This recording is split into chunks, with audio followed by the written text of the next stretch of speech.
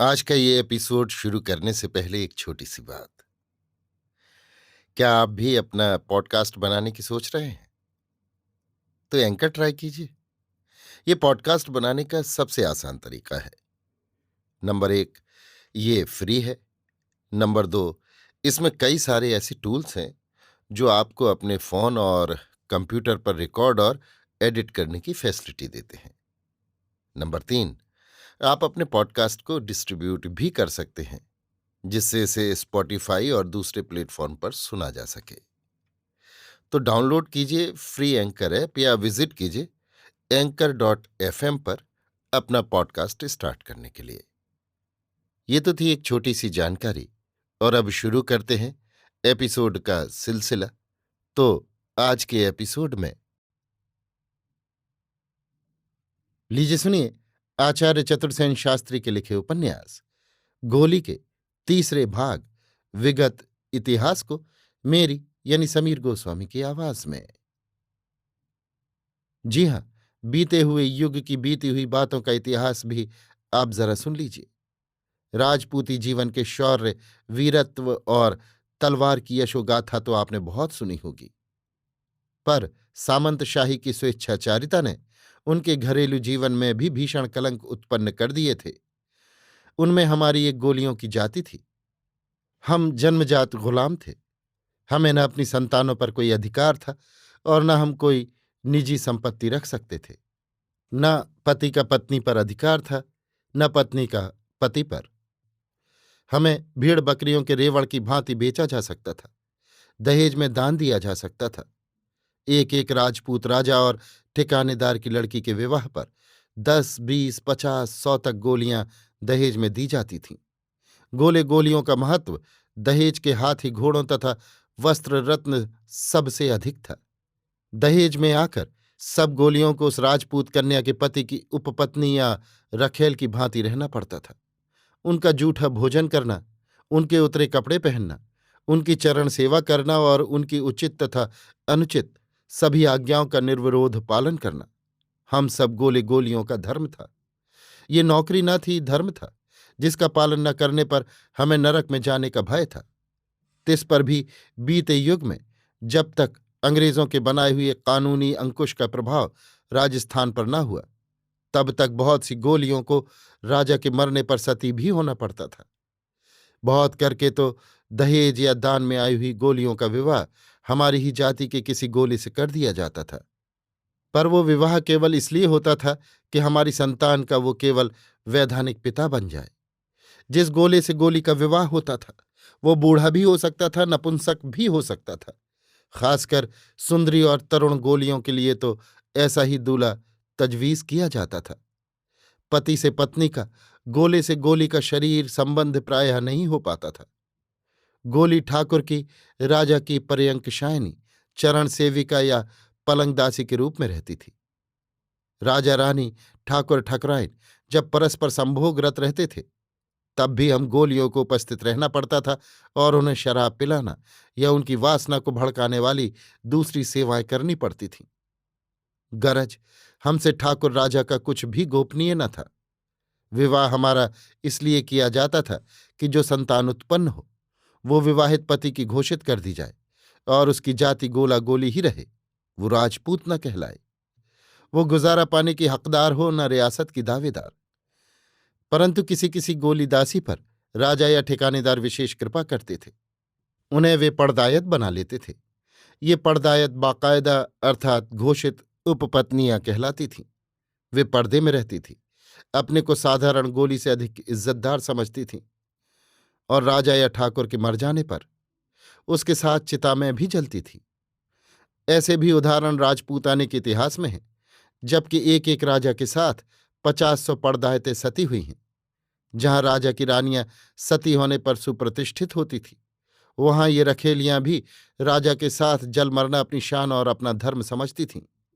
इन पड़दायतों का विवाह नहीं होता था, ना कोई गोली गुलाम उनका पति होता था, न उनकी संतान गोला गोली कहलाती थी। परंतु वो संतान शुद्ध राजपूत भी नहीं कहला सकती थी। ना वो राजा हो सकती थी, न राजा का उत्तराधिकार पा सकती थी। उसका दर्जा राव राजा का होता था। आपने राजस्थान के अनेक राव राजाओं के नाम सुने होंगे। इन्हें कुछ गुजारा राजा देता था, पर विवाह इनका भी गोलियों में ही होता था। राजपूत की बेटी से विवाह नहीं कर पाते थे। इनमें से अनेक राजसी ठाट से रहते या राजा के बड़े ओहदेदार भी होते थे, परंतु ना तो शिक्षा न योग्यता ही उन्हें राजपूतों के बराबर बना सकती थी। राजपुत्र होने से ही उनके भाग्य का कलंक नहीं मिट सकता था। वे राजा और ठाकुर के विलास व्याभिचार से, दासियों और उपपत्नियों से उत्पन्न फालतू संतान थे। राजस्थान विलय के समय हमारी जाति के 60,000 से अधिक गोले गोलियां राजाओं और ठाकरों के रनवासों में उनकी स्वेच्छाचारिता और विलास वासना का शिकार बने हुए थे। मैं ये भी कह सकती हूं कि अब भी स्वतंत्र भारत में भी इन गोलियों का नितांत अभाव नहीं हो गया है।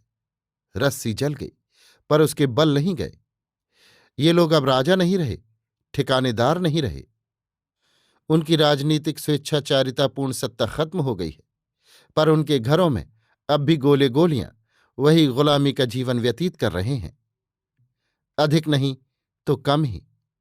स्वतंत्र भारत में भी इन भूतपूर्व राजाओं की विवाह शादियों में गोलियां दहेज में दी गई हैं, जिनकी तरफ राजस्थान के समारोह उद्घाटन शूर मंत्रियों को ध्यान देने की फुर्सत ही नहीं मिलती। ये दुराचार निस्संदेह राजपूतों के उस कठिन और अनिश्चित जीवन की प्रतिक्रिया स्वरूप पैदा हुआ था जो उन्होंने मध्य युग में व्यतीत किया था। तब प्रत्येक राजपूत को नंगी तलवार रखकर सोना पड़ता था और किसी भी क्षण वो समर में जूझ सकता था। मरना और मारना ही उसका पेशा था, ध्रुव ध्येय था। इसी से राजपूत अपने बुद्धि वैभव को नहीं बढ़ने देते थे। अफीम का घोल पीते थे, शराब में धुत रहते थे, जिससे वे मरने जीने की बात सोच समझ न सके और जब चाहें कट मरे। अफीम का नशा तीर और तलवारों की लड़ाई के लिए अधिक उपयुक्त था, क्योंकि इससे एक प्रकार की जड़ता शरीर में आती थी और तीर तलवार के आघात की वेदना की अनुभूति कम होती थी। युद्ध से लौटने पर शिकार और स्त्री दो ही उनकी भोग सामग्री होती थी। मुसलमानों के हरमों में हजारों स्त्रियों की भीड़ भव्वड़ इन हिंदू राजाओं की ही देखा देखी बढ़ी और इनकी शुरुआत हुई दक्षिण से, जहां विजयनगरम के राजा के रंगमहल में 8,000 स्त्रियां थीं। उनके अनुकरण पर वहमनी बादशाहों ने भी स्त्रियों के रेवड़ भरे।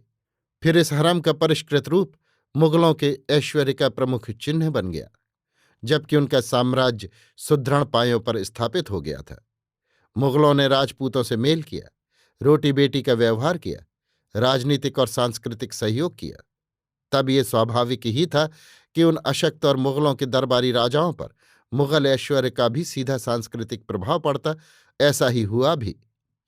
बहुपत्नीत्व तो था ही, धार्मिक रूप में निर्बाध, मुसलमानों में भी और हिंदुओं में भी। उधर मुगलों के खिराज में भी सुंदर लड़कियों का एक अनुपात अनिवार्य हो गया था। देश देश के सूबेदार अपने अपने प्रांत से छांट छांट कर सुंदर लड़कियां मुगल दरबार में वार्षिक खिराज के साथ भेजते थे, जो मुगल हरम की शोभा बढ़ाती थी। बादशाहों और शाहजादों की अंकशायनी और प्रिय साकी होती थी।